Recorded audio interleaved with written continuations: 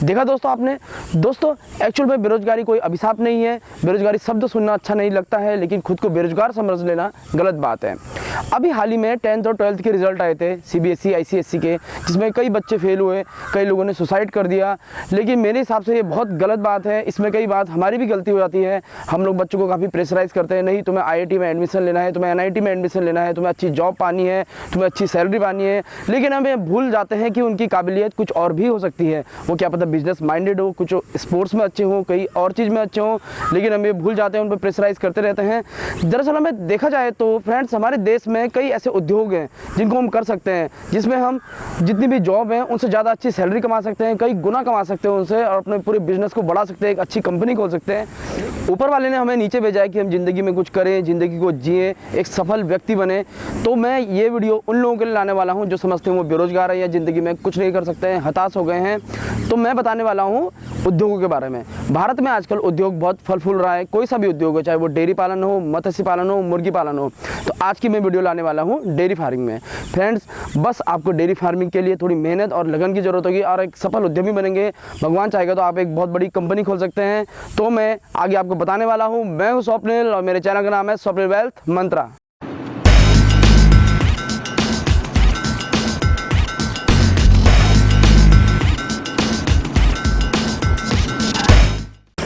आज dairy farming का business पूरे भारत ही नहीं पूरे विश्व में पैर फैला रहा है। हॉलैंड, नीदरलैंड जैसे कई देश होते हैं जो बहुत ज़्यादा दूध उत्पादन करते हैं। भारत का दूध उत्पादन में जो नंबर है वो विश्व में नंबर 1 पे है। तो मैं आपको बताना चाहता हूँ कि अगर डेयरी फार्मिंग के लिए आपको जगह चाहिए तो छोटी मोटी जगह में आप 5 से 15 गाय के बीच बिजनेस कर सकते हैं, डेयरी उद्योग कर सकते हैं, जिसमें आपकी कमाई होगी जो 30 से 50 हज़ार तक होगी। लेकिन आप बड़े लेवल पर अगर डेयरी फार्मिंग करना चाहते हैं, बड़ी फैक्ट्री तक खोलना चाहते हैं जिसमें कई गायें हों, 50 से 60 गाय भैंस हों, तो उसमें आपकी जो कमाई होगी 1.5 से 2 लाख रुपए तक हो सकती है। सबसे पहली बात, डेयरी फार्मिंग होती क्या है? डेयरी फार्मिंग मतलब दूध उत्पादन। गाय या भैंसों या बकरियों से जो भी दूध होता है उसकी सप्लाई करना और उसको आधुनिक तरीके से, मॉडर्न तरीके से बनाना, उसमें नए नए जो छपड़े होते हैं उनको तैयार करना। आजकल देखा जा रहा है कि पहले तो क्या होता था कि किसान जो होते थे वही डेयरी फार्मिंग करते थे, वही लोग इसमें बिजनेस करते थे। लेकिन आजकल पढ़े लिखे युवा, नौकरी वाले युवा तक छोड़ के यहाँ के डेयरी फार्मिंग कर रहे हैं और अच्छा खासा मुनाफा कमा रहे हैं। दूसरी बात आती है कि इसमें कितनी पूंजी की ज़रूरत पड़ती है।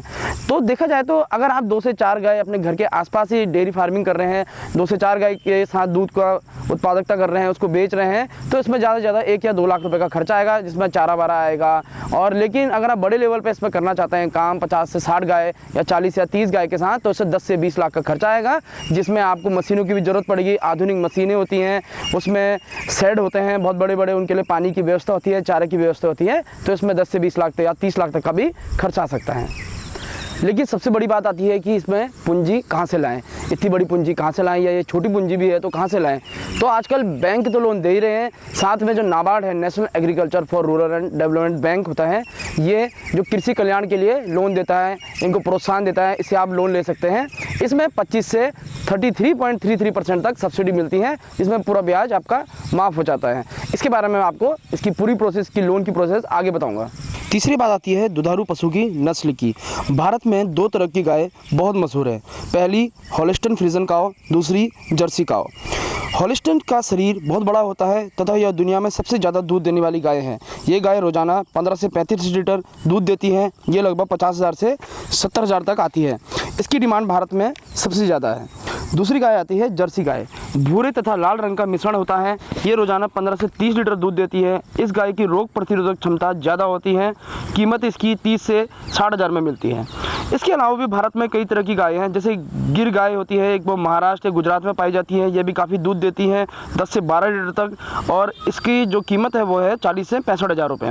इसके अलावा अंगोली गाय है, गाय वाला बहुत फेमस है ये पंजाब में। इसके आजा ककरेज पुरानी नस्ल है, और गंगागिरी आदि, ये बहुत ही बेहतरीन जो गायें हैं भारत की, ये पाई जाती हैं और इनको लोग पालते हैं। और इसके अलावा आप पहाड़ी गायों से भी डेयरी फार्मिंग शुरू कर सकते हैं। हमारे पहाड़ों में डेयरी फार्मिंग पहाड़ी गायों से ही होती है, जिसकी कीमत 8 से 20 हज़ार तक आती है, जो प्रतिदिन 6 से 12 लीटर दूध देती हैं। जो लोग कम पूंजी लगाना चाहते हैं या कम लोन लेना चाहते हैं, उनके लिए पहाड़ी गायें बेहतरीन होती हैं। इसके अलावा आप भैंस के रूप में भी डेयरी फार्मिंग शुरू कर सकते हैं। अब बात करते हैं डेयरी फार्मिंग के लिए जगह और ज़रूरत के बारे में। अगर 2 से 5 गायों के साथ आप डेयरी फार्मिंग शुरू कर रहे हैं तो शेड छोटा भी चल जाएगा, मगर 10 से ज़्यादा गायें हो तो शेड बढ़िया बनाना ज़रूरी है।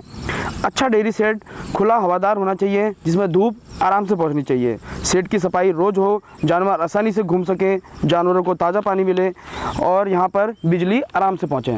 इसमें 2 से 10 मजदूरों की ज़रूरत पड़ेगी। हर जानवर के लिए लगभग 4 फुट की जगह चाहिए, मतलब 100 फुट की जगह 50 गायों के लिए चाहिए। और साथ में 10-10 फुट चारों ओर की जगह हो 50 गायों के लिए। लगभग 1 से 5 बीघा के लिए इसके लिए ज़मीन चाहिए पूरे ही सेट के लिए। 1 से 5 से 2 बीघा तक आप इसमें ज़मीन ले सकते हैं। इसके अलावा जो गोदाम होगा, दवाई भूसा आदि रखने की भी जगह चाहिए। और जितना भी गोबर होगा उसे आप मवेशियों से दूर रखिए। ये इसमें सावधानी आपको बरतनी पड़ेगी तभी, ताकि इसमें बेहतरीन इनको सुविधाएं मिल सकें। अब बात आती है लास्ट में कि इसके लिए लोन कहाँ से प्राप्त करें और कैसे प्राप्त करें। तो डेयरी फार्मिंग के लिए जो लोन लिया जाएगा वो लिया जाएगा नाबार्ड से, national agriculture for rural development bank, जो जितने भी उद्योग धंधे हैं उनको प्रोत्साहन देता है, उनको सब्सिडी देता है। नाबार्ड ने इस लोन की शुरुआत मार्च 2010 से की, जिसमें 25 से 33% तक सब्सिडी मिलती है।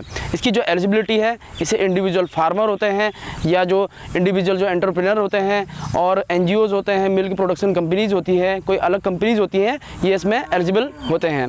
एक ही परिवार के 2 लोग या 3 लोग इसमें लोन ले सकते हैं, लेकिन वो एक ही सेटअप के लिए लोन नहीं ले सकते हैं। उन्हें सेटअप अपना अलग अलग बनाना होगा और वो 500 मीटर से ज़्यादा दूरी पर होना चाहिए। अब बात आती है नाबार्ड की प्रोसेस के बारे में जो हम लोन लेंगे। नाबार्ड की स्थापना 12 जुलाई 1982 में हुई थी, जिसका उद्देश्य लोगों को कृषि के लिए तथा अन्य उद्योगों के लिए प्रोत्साहन तथा लोन देना था। नाबार्ड का उद्देश्य डेयरी फार्मिंग को आधुनिक बनाना तथा लोगों को स्वरोजगार देना है, ताकि स्वच्छ दूध का उत्पादन हो और लोग स्वस्थ रहें। 2017-18 के लिए मैं आपको इस स्कीम के बारे में बता देता हूँ। सर्वप्रथम यह लोन तो आपको पता ही होगा कि फार्मर, इंडिविजुअल उद्यमी, NGOs लेंगे। फिर बात आती है कि इसमें सब्सिडी कितनी मिलेगी। इसमें सब्सिडी मिलेगी जो मिलेगी 25 से 33.33% तक। तथा एक बात और, 2017-18 के लिए यह योजना 1 अप्रैल से 30 सितंबर तक ही खुली रहेगी। अब बात आती है सहायता पैटर्न की। अगर आप कोई देसी गाय खरीदते हैं जैसे रेड सिंधी, साहिवाल, गिर, तो आपको 10 पशुओं तक ही लोन मिल पाएगा और इसकी जो लागत आएगी वो आएगी 6 लाख रुपए। सब्सिडी आपको पता ही है, इसमें 25% जो है वो जनरल के लिए है और 33% SC/ST के लिए इसमें सब्सिडी है। बाद में बात आती है दूध निकालने की मशीनों की, जिसमें 5000 लीटर तक की अगर क्षमता की अगर शीतलन इकाइयाँ लगाते हैं तो उसमें 20 लाख तक की लागत आती है।